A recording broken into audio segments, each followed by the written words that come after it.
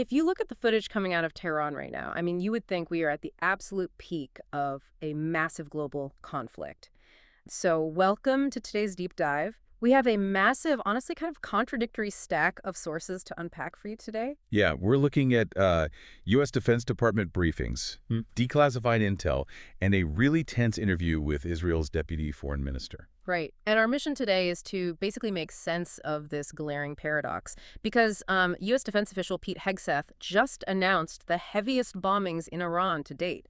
The footage is just intense. It really is. Yet, at the exact same time, Donald Trump is publicly claiming the war is, quote, almost over.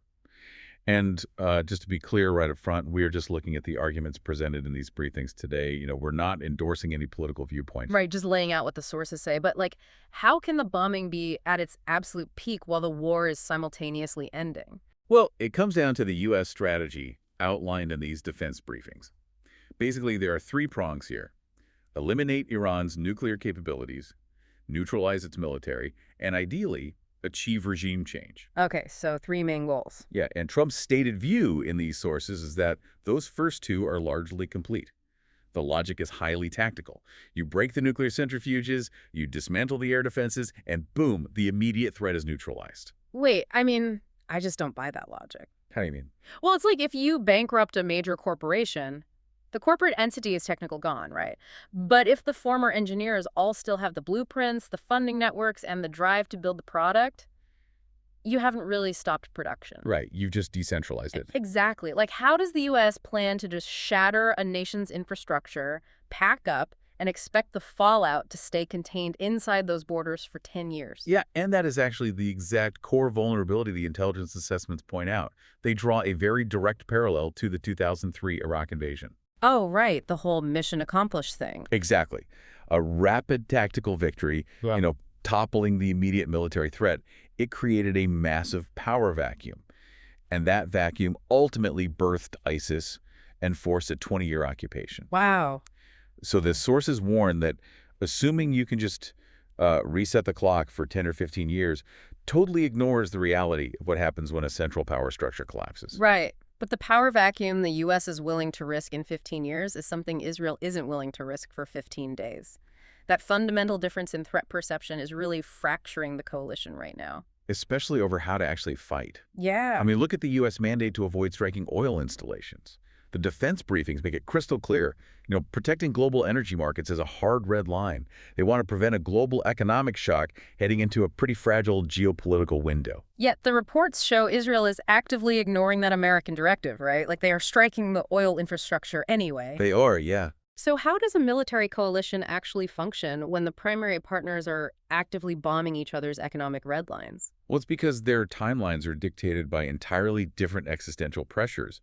The stack includes this interview with Israeli Deputy Foreign Minister Sharon Heskel, and she literally had to pause to take shelter from incoming rockets during the interview. Wait, seriously? During the interview? Yes, literally running for cover. So for Israel, according to her arguments, the timeline isn't based on economic quarters or global gas prices. For them, it is, as long as it takes, to eliminate weapons of mass destruction. Which obviously puts Israel's open-ended timeline on a total crash course with the American desire to wrap this up in a few weeks. Exactly. But, it's really easy to look at the footage of Tehran and think of this as just a contained Middle Eastern conflict. Heskel's interview shifts the battlefield directly to Western cities. Yeah, she issues a very explicit warning to Europe about Iran's long arm, basically their network of assassinations and sleeper cells. Right. And the sources contrast this heavily. Arab nations are currently expelling radical Islamists, while Heskel argues Europe is just actively ignoring the sleeper cells embedded in their own countries. And those intelligence warnings from the FBI and CIA totally back up that anxiety. We're even seeing this dominate the Dutch parliament right now. Oh, right, with Geert Wilders. Yeah. He built his political platform in the Netherlands almost entirely on the threat of radical Islamic sleeper cells, and now he's using these exact intelligence briefs to validate the idea of an ever-present global threat. Crucially, though, the CIA and FBI assessments clarify that this terror threat wasn't magically created by the current bombings. The network was always there. It's baked in. Exactly.